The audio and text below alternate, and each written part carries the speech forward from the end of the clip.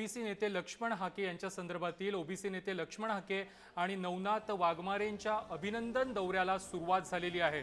जालना शहरातील छत्रपती शिवाजी महाराज यांच्या प्रतिमेस पुष्पहार अर्पण करून त्यांनी या अभिवादन दौऱ्याला सुरुवात केलेली आहे। हाके वाघमारे दौऱ्यासाठी सिंदखेड राजाकडे सध्या रवाना झालेले आहेत। 2 दिवस त्यांचा हा दौरा असणार आहे आणि जालन्यातून त्यांच्या या दौऱ्याला सुरुवात झालेली आहे। आज दौरा पहिल्यांदा आम्ही राष्ट्रमाता जिजाऊंच्या जन्मस्थळी सिंदखेड राजाला जाणार आहोत।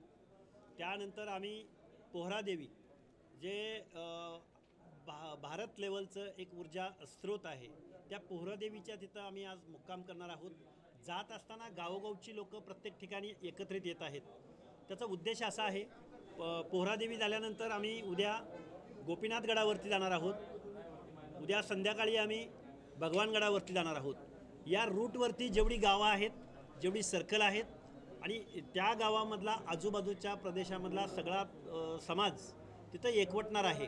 ज्या राजर्षी शाहू महाराजांनी उभी हयात ज्या लोकांना सामाजिक न्याय देण्यासाठी घालवली, तो सामाजिक न्याय मिळाला का या प्रश्नाचं उत्तर आम्हा बहुजन बांधवांना मिळालेलं नाही।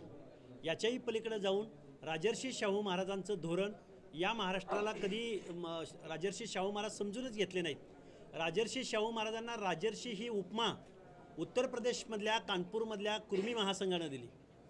राजर्षी शाहू महाराजांच्या नावानं विद्यापीठ स्थापन करण्याचं काम सुश्री मायावती यांनी केलं। पण माझ्या फुले शाहू आंबेडकरांच्या महाराष्ट्रामध्ये शाहू महाराजांचं कार्य आजपर्यंत आजही ज्या दिवशी या बहुजनांना न्याय मिळेल, ओबीसींना न्याय मिळेल, त्या दिवशी खऱ्या अर्थानं सामाजिक न्याय दिन साजरा झाला असं मानता येईल।